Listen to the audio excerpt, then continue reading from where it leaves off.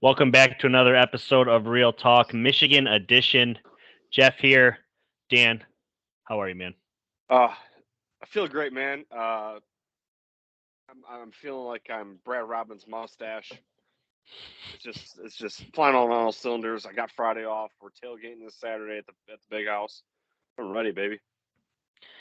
Yeah, we're back, just like the boys in blue were back this past weekend. Much, it almost went exactly as I would have thought it would have went. Obviously, we were predicting a win. We had Jared Redding on this past week to talk Michigan and Ohio State schedule. So shout out to him. Matter of fact, I give him a quick plug. So he's doing his Trippy J Pod live on YouTube as I'm recording this. But go back and give it a listen. I know he's really digging into the college football stuff. They're talking more wide frame college football, not just Ohio State, not just Michigan.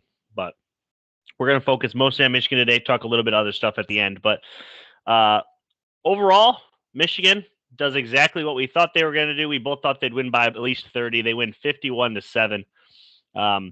Cade plays the majority, and obviously because of the fact that they just got up so big, other guys got in. Bowman got in. McCarthy got in. Orji got in. Scored a late touchdown. The running backs were active. It was very much a balanced attack by all means. What do you think overall? Just seeing the Wolverines back on the field on Saturday. Well, we're going into the season expecting to see a lot of new faces, especially on defense, and so you kind of learning everyone's number, everyone's name. But overall, man, I mean, it was a good game, 51-7. Can't complain. Obviously, we have the quarterback controversy going on right now, and so the offense, in terms of the passing game, was kind of blah.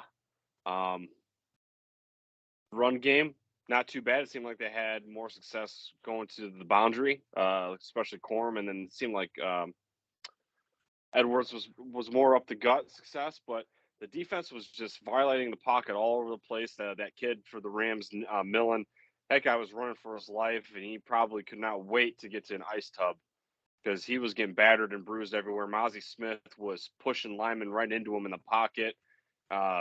Brandon McGregor, like we were watching the game, and I was texting you, I'm like, man, this kid without the tattoo sleeve, without the number 17, twitches, kind of moves like Aiden Hutchinson.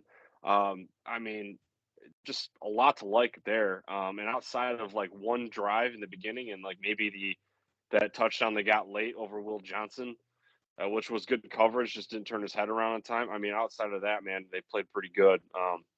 But again, like to see Cade a little bit more polished.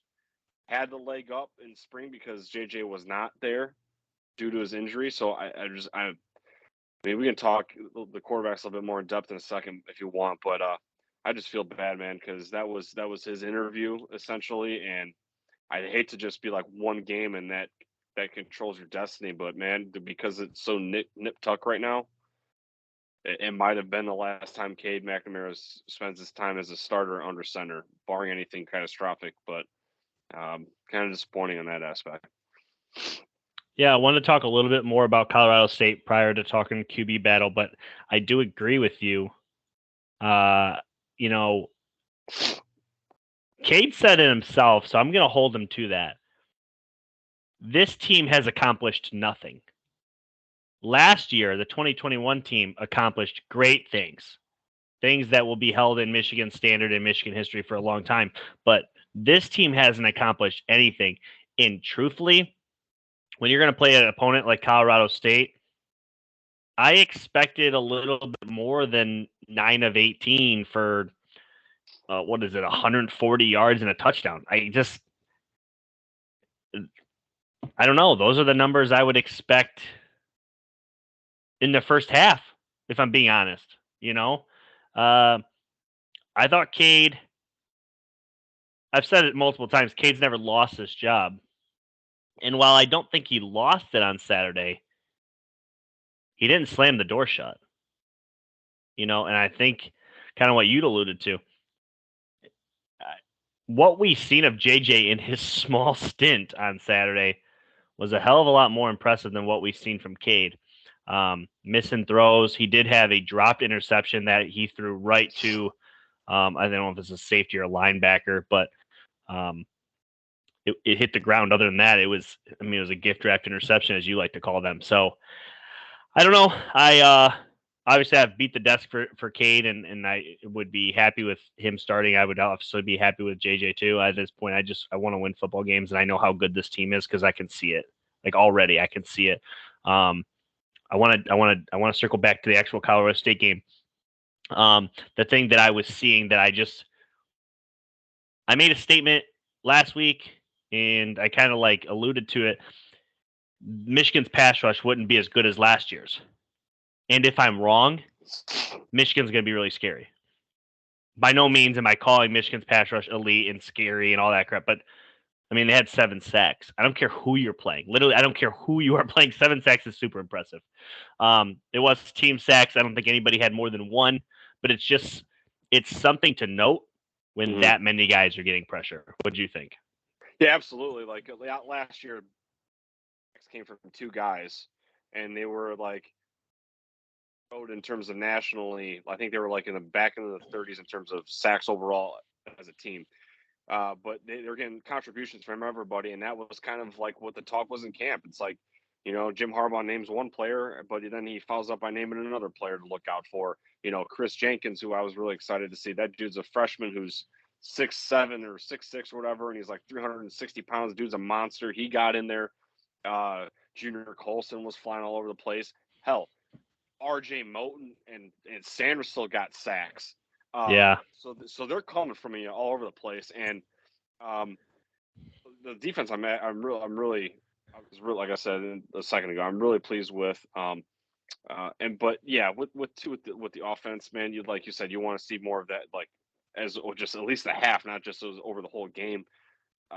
I'll say this: I think by October, like mid-October, what Colorado State's schedule looks like in terms of non-conference, I'm sure they might play one more big school before they go home.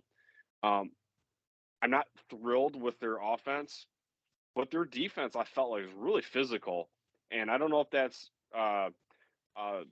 the image that their coach is trying to instill, because that coach was with Jim Harbaugh in Chicago at the Chicago Bears when they were in the NFL. They got ties, they know each other.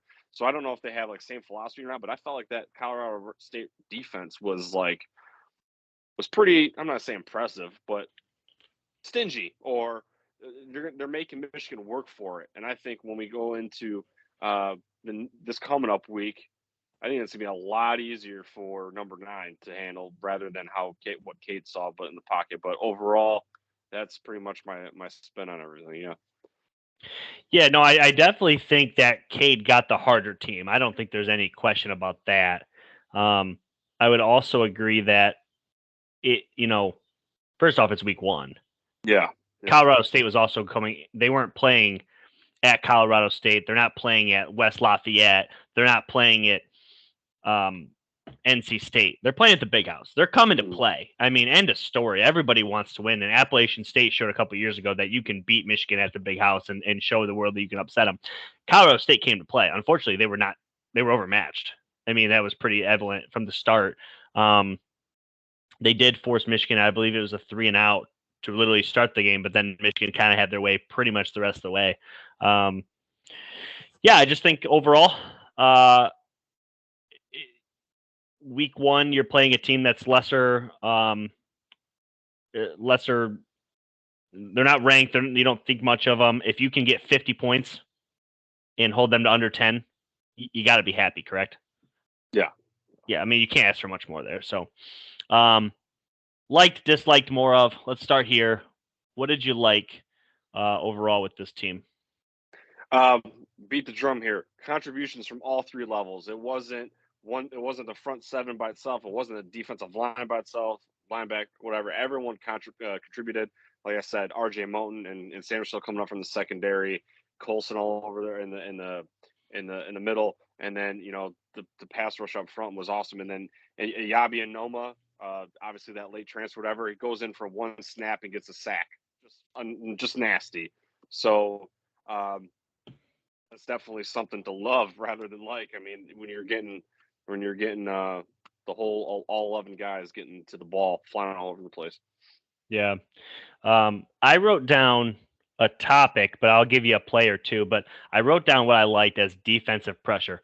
Jesse Mentor comes in from Vanderbilt, as you've alluded to. Ha ha ha! He's a Vanderbilt defensive coordinator or whatever. There's nothing to really like there.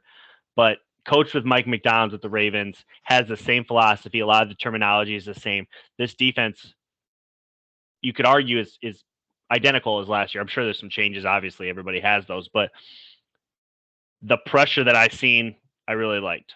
Can we Yep. get that same pressure every single week in a Big Ten season? Probably not.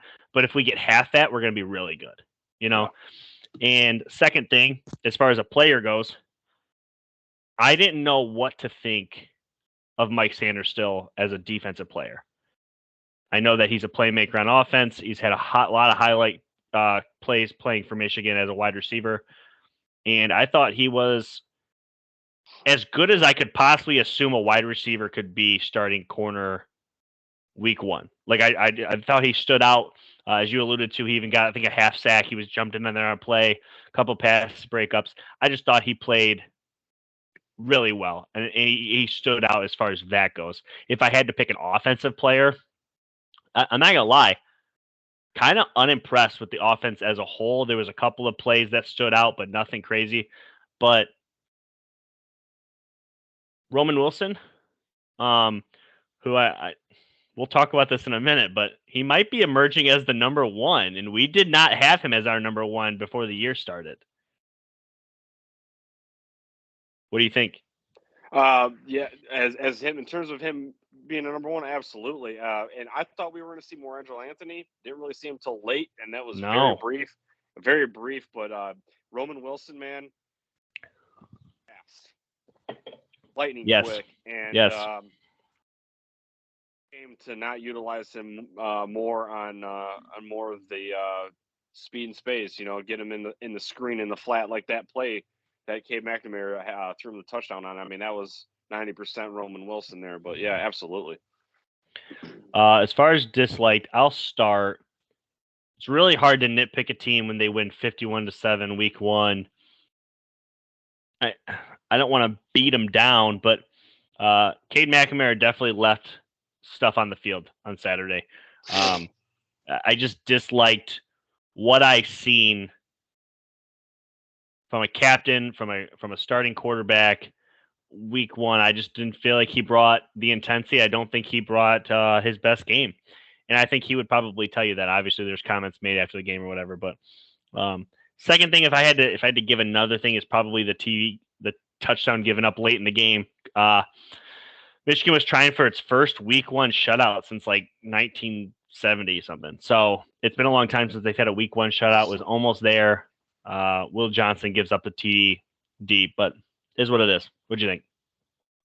Yeah. So yeah, that play though, like I said, good coverage. Just didn't get his head around, but that's, Yep. I mean, it is what it is. But what I didn't like was the interior of the offensive line. Like I felt like there was a little too much. Again, 200 yards on the ground is fine, but there was a couple times, especially in the beginning of the game, where it looked like Corum was just getting swallowed up in the backfield. Um, and they obviously were working out their kinks, man. So first week, Ryan Hayes got scratched before the game due to an injury. Hopefully he's back. So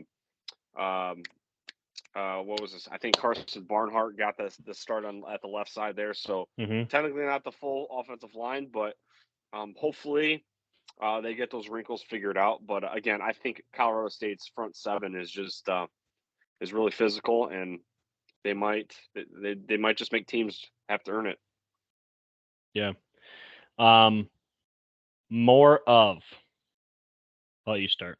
More of creating turnovers. The interception by Rod Moore, love to see it, and I loved when DJ Turner picked up the ball, Scoop and score.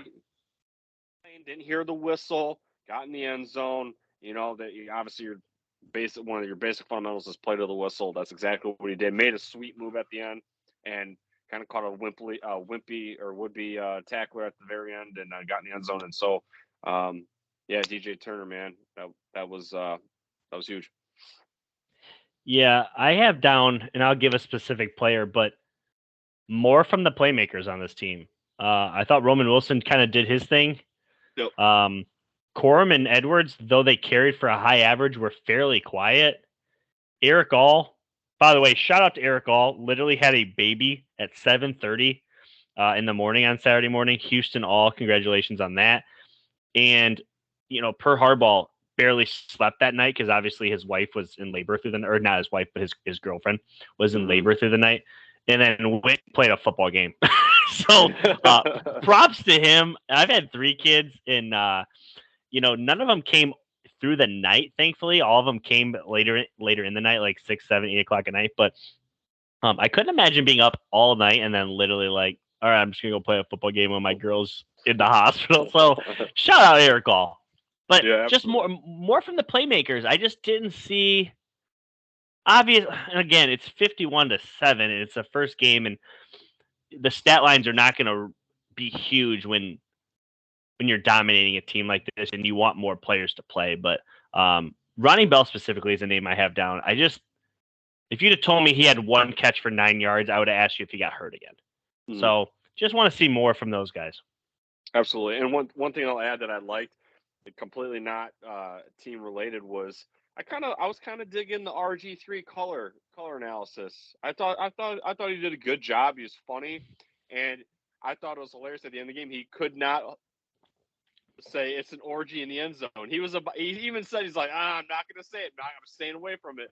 And then he came right back and said orgy in the end zone. I'm like, this dude was awesome. And then I did think about him being in the booth. Was really weird I think it was Mark Jones that was doing the play-by-play. They're literally standing there, and RG3 sweating to death, and then Mark Jones takes his own hand and then wipes his sweat.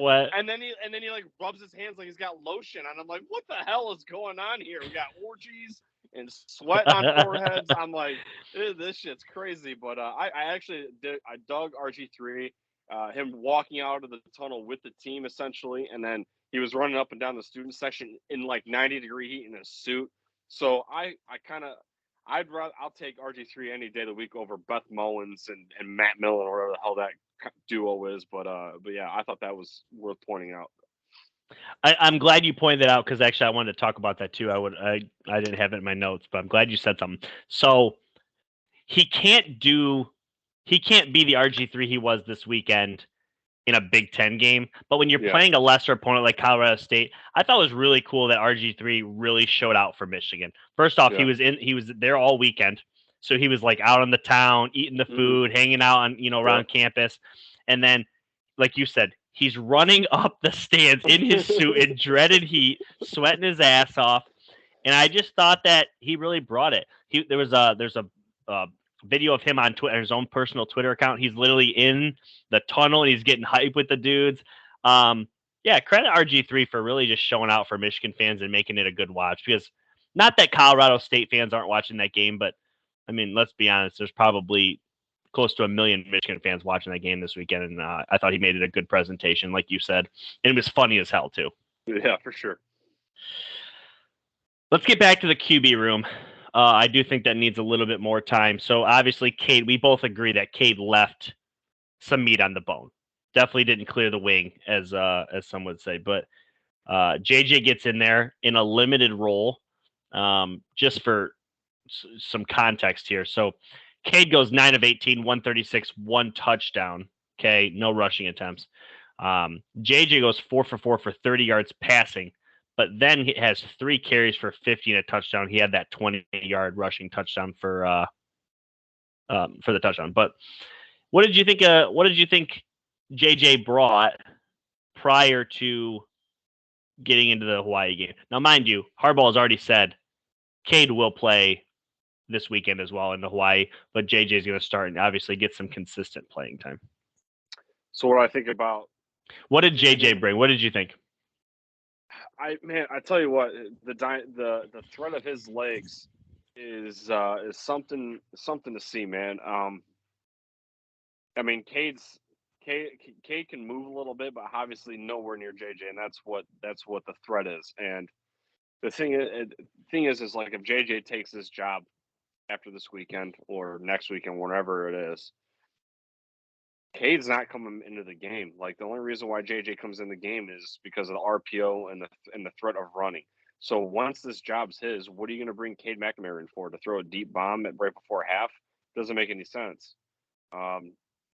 There was one of these one and done snaps again they had in this game where JJ came in the game, handed the ball off, and then came right off again. And I'm like, oh Jesus, here we go again. Yep.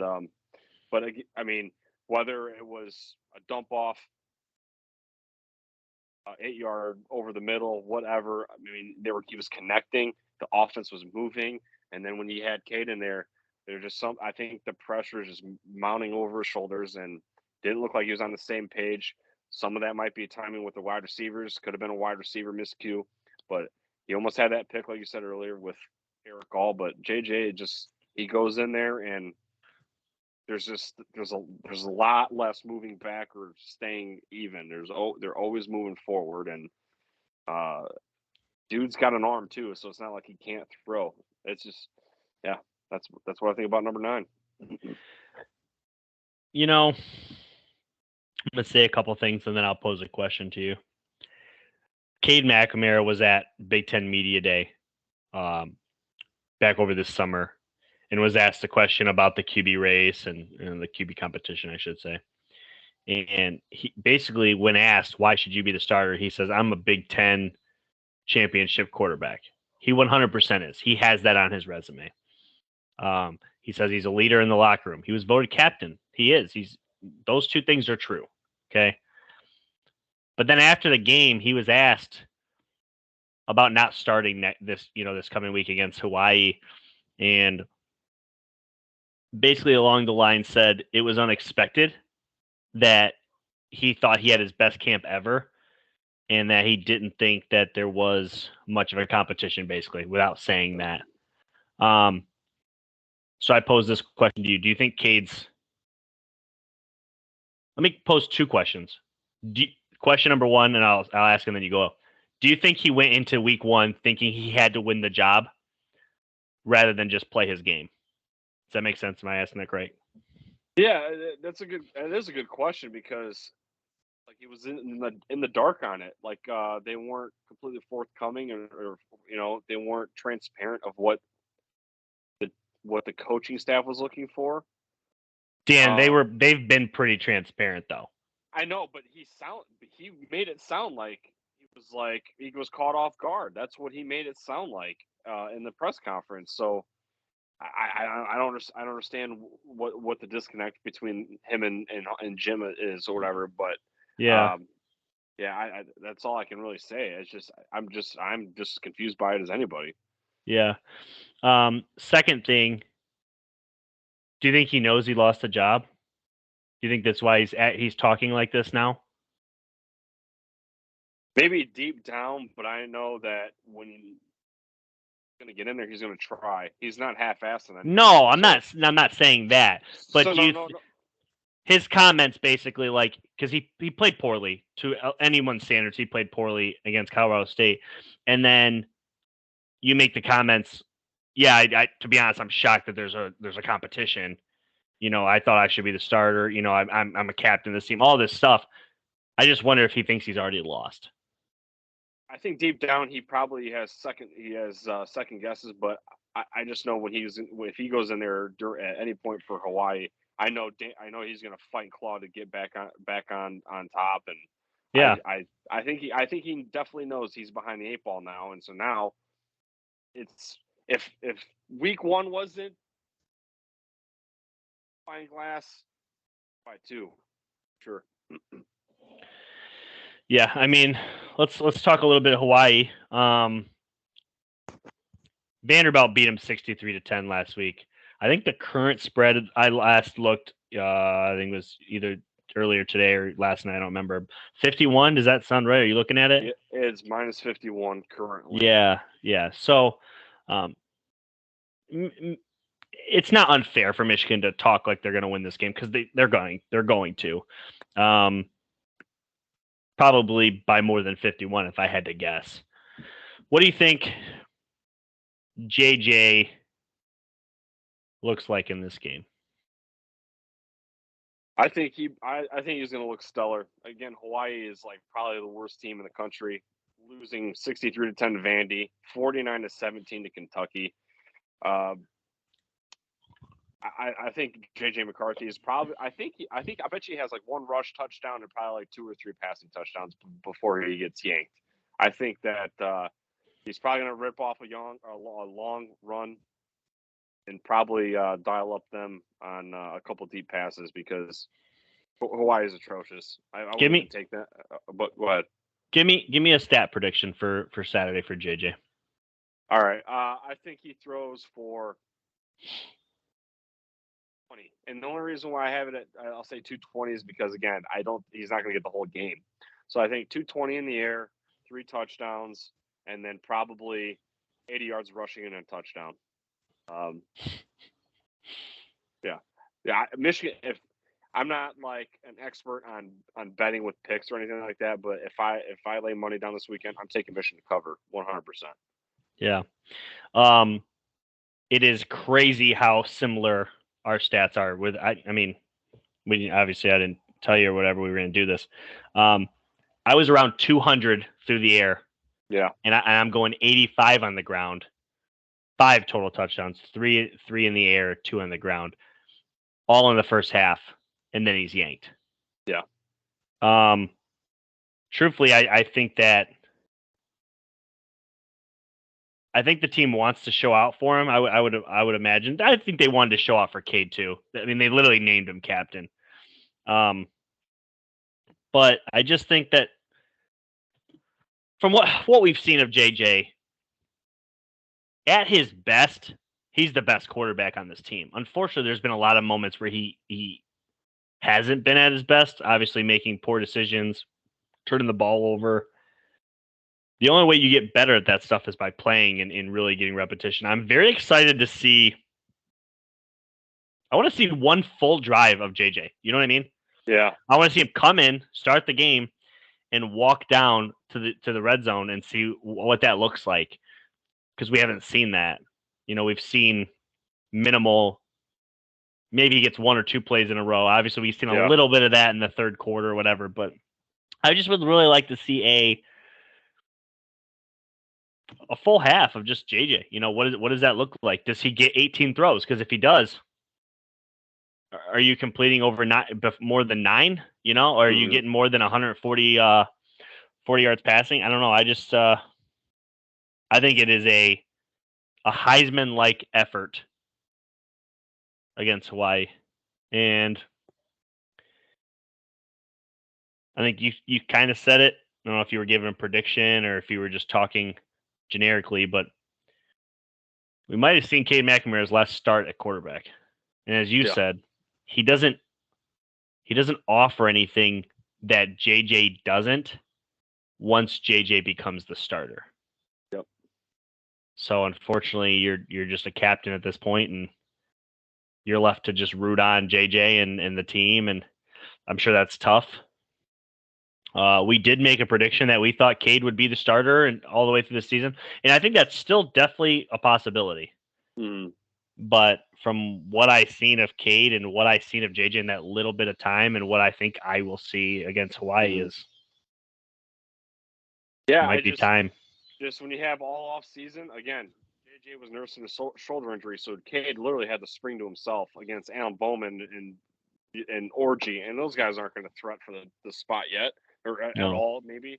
And so like he had the advantage, man. And when you go into that game, week 1 at home, you gotta look more finely tuned. Just didn't, but yeah, this is going to be just a massacre, I think. Like I said, Hawaii is like one of the worst teams. They between both their quarterbacks, they've thrown 5 picks. As a team, they have 5 fumbles. They've given up 400 yards rushing to the Commodores. So if Vandy is going to get 400 yards rushing, what's Michigan going to do? This team is an absolute mess. And 7 sacks this past week against the Rams. I look at Michigan either tying 7 or even exceeding 7 sacks. This is going to be a bloodbath, and I'm not trying to like throw Hawaii under the bus just judging by their first 2 games, but I mean, it doesn't look pretty, man. And so I think JJ, is going to go off Heisman type game, like you said. Going to Denard Robinson these dudes to death, and I think this is going to be a third and fourth quarter game where you're going to see a lot of these third and four deep guys get in there. CJ Stokes is going to get burned. Javier Dunlap's going to get burned, and I hopefully I'm going to see more of Yabi Anoma, and hopefully he can wreak some more havoc there. Yeah, I don't know what the plan is for him. I know you spoke about him briefly earlier, but like, he gets one play, one snap, and it's for a sack, and almost verbatim we were texting, and I said he'll be on a third down play eventually, and that's where he got it. It was like 3rd and 8 or whatever. He got that sack, but hopefully we see more of that. Not just third down, like let him get in there. And I know they're trying to really bring him up to speed. Like to be fair, he wasn't there for spring ball, and he got there for late fall camp. So you just got to get him up to speed. And I think once he is, he'll be in there for more than just pass rushing plays. But it's also one of those things where I think it's a fair assessment that we don't need him to beat Colorado State, Hawaii, or UConn. So, and potentially not even Iowa at this point. Anything else on Michigan against Colorado State before we give our predictions for the Hawaii game? No. Okay. We talked a little bit about JJ. What else do you want to see coming into Hawaii, and then maybe give a score prediction? I mean, I don't want to be boring, but just more of the same. Get guys in there, get them experience. Yeah.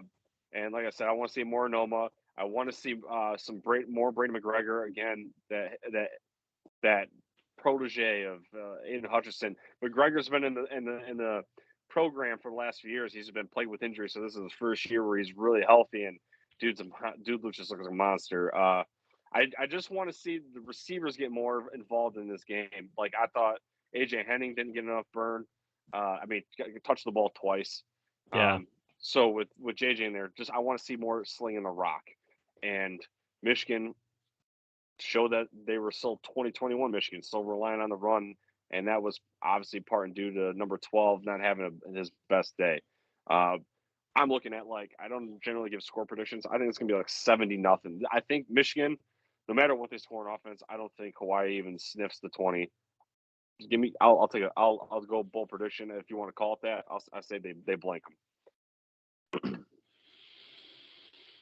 I'm gonna go fun, just because it'd be fun to root on this. Michigan hits the 80 mark. I think that's 20 points a quarter. And to be honest, I think they could get there so quickly in the first half. Like it might be 50-0 by half. I think they could score almost every time. So it'd be fun to see. I love Jake Moody, but hopefully he's only in on extra points. So next thing I do want to see, like I said, more of Ronnie Bell. Obviously we want to save him, but it was nice seeing Ronnie Bell out there. That standing O is super cool, but I want to see more of him and really assert himself in the offense. Yeah, I just think Michigan blows us out. We're going to be there. We're going to be tailgating all day, playing games and having some cold ones and watching football. Alabama, Texas. Fun fact on this game. I've seen this. I don't know. I'd like to retweet it. I don't know if you've seen it too. Nick Saban is going to be playing his third career at Alabama, I should say. His third career non-conference road game. Third. Only his third. Like that. How bonkers is that? That's and too you tell that or debate an SEC fan or an Alabama fan. Of course, they're going to downplay it and deflect and so it's just that stat right there, that line, that it's just as bogus to me as when they play Bethune Cookman in November on rivalry week or the week before rivalry week or whatever. And the SEC can go blow goats. I think that's just hilarious. It just, when I seen that, I thought it was made up because they were trying to say that Nick Saban's trying for an incredible 3-0 in non-conference road games, and it's like he's not. There's no way he only played 2, but sure as hell he's only had 2 at Alabama, which is wild. So, talk about some or around the country games. I watched the last 20-ish minutes of that LSU Florida State game. Yeah. Holy shit. My wife, again, periodically she'll sit down and watch a game with me, or maybe she sits down for a minute and she knows I'm watching football or whatever. She was into this game because Yeah. this shit was so off the wall. Mm. You got to go 99 yards. They do it in controversy / crazy fashion. They score the touchdown with no time remaining, very Mario Manningham-esque, and they shanked the field goal. What did you think of the LSU Florida State game? I tweeted out and I posted on my Facebook. I think that is going to be a candidate for probably one of the best finishes of the entire year. That, man, as an LSU fan, I was trying to think too, like what Michigan game is it similar, like where you get brought up, get quickly taken right back down in a heartbeat, and it just that's such a heartbreaker for the LSU Tiger fans.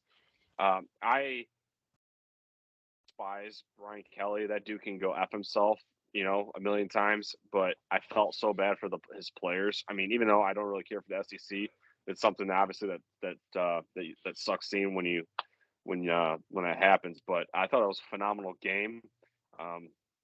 FSU obviously lost to Jackson State last year. They have a lot to prove, and they went out there and they beat a pretty decent LSU team in a neutral field. But yeah, man, that was the definition of blue balls. Iowa. Gotta be honest, I had no idea South Dakota State had a football team prior to this weekend. Okay, they've made noise in the NCAA tournament a few times in the last couple of years, making appearances. Michigan even played them a couple of years back, but they're playing Iowa, and for the longest time, I'm watching the bottom of my screen. Obviously, I'm watching the Michigan game, and it's 5-3. So I know there's a safety in there. Yeah. I turned this game on after the Michigan game because it was close. It was 5-3. Yeah. And when they get the safety with it's like a minute left, I'm like, you've got to be kidding me. It is 7-3, and there's no offensive scoring. Did you watch any of this game? I like 5 minutes of it. I was watching the ticker there, and I went to Royal Oak, Michigan for a concert. So once Michigan was over, Yep. Once Michigan was over with, I'm out. But yeah, I thought that it was great that Iowa hit two run home runs in the bottom of the fourth to win it. 7-3, a hell of a game on the baseball field. But Iowa's offense, like I said in the preview pod, like awful. Losing their Remington center and Tyler Goodson to the Packers practice squad. Like those are the two best players on offense. Charlie Jones went to Purdue on transfer. These guys are pathetic. And I was surprised they didn't even put Alex Padilla in. They had Spencer Petras play literally the whole game. And like at one point, Kirk Ferentz, are you gonna try to put in Padilla? I mean, I'm not saying he's even better, but like you're just gonna run with Petras all the way to the bitter grave. And you got to be embarrassed as an Iowa Hawkeye fan. 7-3 at home to South Dakota State. Like, there's a bunch of World of Warcraft kids playing on that team. And I didn't even think it was possible, but Spencer Petras finished the game with a quarterback rating of 1.1. Like, what? Like, I didn't know that was possible. That was crazy. But, yeah, that game was absolutely embarrassing. And that kind of made – I know it's just one game, week one, whatever you want to say, call it. A little bit more comfortable stadium on October 1st for Michigan. Obviously, we've had our own issues with them. It's all about matchups, but Iowa's defense, I mean, I guess serviceable, but the other side of the ball is they got to retool something because that was yikes. Little brother, Michigan State, struggles with Western, but basically ends up pulling away late. I didn't watch any of that game. I was playing games with friends. What'd you think of that? Yeah, I caught part of the third quarter because I was at Bedford High School football game, and this was going on at the same time. Yeah. But I caught the end of the game, and it seemed like that Michigan State jumped on them early, touchdowns. Then it was 21-13 for a little while, and then Michigan State didn't score in the entire third quarter. So you're going into the fourth quarter, technically a one possession game still, and then they go out and then they get a few more touchdowns to make it 35. So this is one of those things where the score doesn't show the whole picture. Again, week one, not everyone comes out shining like a diamond, but State fan, obviously Peyton Thorne, you want him to, I mean, 4 touchdown he threw, right? But how he got there, a little bumpy. Their 2 running back transfers they got in there, Berger and Broussard, lit it up pretty good. They were walking out of this game without Darius Snow, which is one of their playmakers on defense. He's got a season-ending injury, and then they're losing Xavier Henderson as I think he's their safety. He was in a walking boot and on crutches at the end of the game, and Mel Tucker just kept saying he was only sore, but he's out indefinitely. So that's 2 huge blows to their defense. So we'll see how Spartans rebound this week. Ohio State, Notre Dame. I watched pretty much all this game. Yeah. I got to be completely honest. I have no idea what I watched. I don't know what to make of either team. I don't know if Notre Dame's really good and fell apart late, or if Ohio State isn't as good as we thought, or if both teams are just really good and it was smash mouth until the fourth quarter. Truly, I have no idea. I need more time.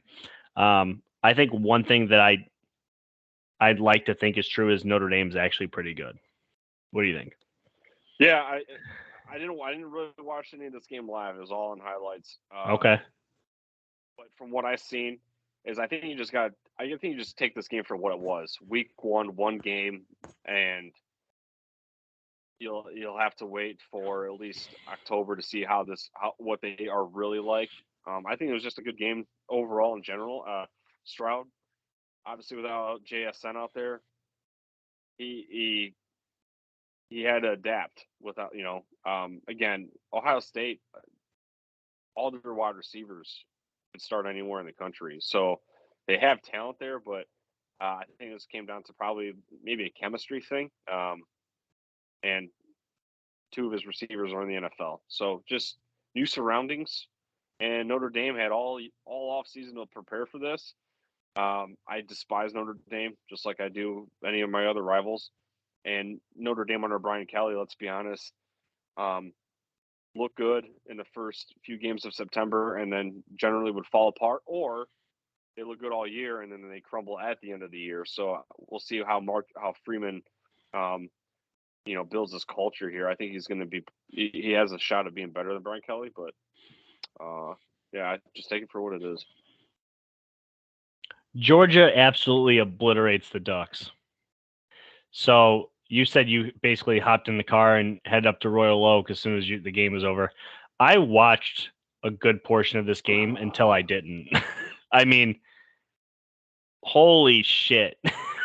Like, it literally got to the point where I think it was 28-3 at one point. So I was like joking, like, Patriots, Falcons, and it just never stopped. Somewhere in the third quarter, I don't know if it was 42-3 or 49. I turned it off. I'll be like, okay, I'm done here. I was trying to get some things done before the Ohio State Notre Dame game. Just an absolute ass beating is the only way I can describe it. Georgia's really good. Oh, absolutely. Absolutely. Losing all those players, their entire defense essentially to the NFL, and then they basically just plug and reload. That is insane. And they didn't skip a beat. We'll see how Oregon pans out. Oregon is loaded with 4 and 5 stars, just like Georgia. Bo Nix. That kid just can't catch a break. That dude played terribly. Stetson Bennett really looked improved from last year. Stetson Bennett was kind of the situation Cade McNamara was in. Georgia fans wanted his ass in the back alley, in the dumpster, and they wanted Daniels in there. I think it was his name, JT Daniels. I don't know, whatever. They wanted another quarterback, but Kirby Smart was like, no, I'm running with Bennett. He rode him all the way to the national championship. So he looks much improved. Yeah. Hurricanes. I didn't see much of the Hurricanes. You have them on the list here. What did you see from them? Nothing. They just beat one of the schools from Hogwarts, 70-13 and a half. I don't know. I just wrote it down because of one of the schools from Hogwarts. Dude, I don't. No. But they obliterated whoever they played. Next. So I did not watch College Game Day. I was busy. I like Jack Harlow. I've seen highlights from his picks. I know you were not happy about the Jack Harlow situation. You have a little joke here in the notes. I'll let you just hit me with it. I I'm like, what's worse, him or like the 500 fans that showed up to UCLA Stadium? I mean, in Christ, like it wasn't only just cringe that Jack Harlow was on stage doing his one song. Like nobody there at College Game Day was bopping their head, nothing. It was just dead silent, quiet, like he bombed completely. And then they pan the camera like moments before kickoff at UCLA, and there's literally like 4 people and a dead dog in the stands. It's like Dead dog. it was just terrible. Like they said, 27,000 fans showed up. It literally looked like it was like 500. I'm like, there's no way 27,000 people show up to this game. And then, real quick, USC was kind of the same thing. Again, I don't know when the pictures were exactly taken. Some like Michigan's was getting passed around their student section, and Michigan State fans were chirping at them, even though that by the third quarter, half the stadium was empty. But UCLA, I mean, that was pretty embarrassing to roll out with like empty bleachers. But yeah, I hate today's rap music. I don't know if you want to call Jack Harlow's music rap, whatever, but I think having him on as a guest picker was stupid. I think his music's stupid. I thought that little segment we were just talking about was hilarious. So, first off, do you know who UCLA played? Probably the other Hogwarts school. I don't know. Bowling Green. Oh, that's right. That's right. Bowling Yes. Green scored. Yeah. So obviously, I live near Bowling Green. You live just over the border of Michigan, so you still live near Bowling Green. Imagine literally being a Bowling Green player, right? And you're going to play in the Rose Bowl. Like, how freaking cool. You show up, you come out the tunnel, you're in pregame, and you're like, man, this place is really empty. You get closer to kickoff. Man, what the heck? And nobody comes to the game. Like your whole life, you like dream of that moment. Like you don't think that's ever going to happen. And then finally, you're in the Rose Bowl, and it's the lowest attendance in the history of the stadium from what I was reading. Yeah, that was bad. That was really bad. Yeah. I think that's pretty much all so college football playoff expanded to 12 teams. Yeah. I don't think we touched on that at all last week. It was announced, and of course, all the people that are against it immediately bring up Georgia destroying Oregon. I immediately flex right back and say unranked Florida beat number 7 Utah. Mm-hmm. So, what'd you think of Florida Utah? Were you shocked by an upset? I actually had them on upset alert. Florida being at home at the Swamp is always an upset alert pick. I thought they looked pretty good. I don't know what to think of Florida anymore, man. It seems like they're so hot and cold, and that's fair. I just can't ever get a good read on them. Like we when we have faced them over the years. I mean, it's either a blowout one way or blowout the other way. But definitely happy about the 12. I would have been cool with 8, but 12 is cool.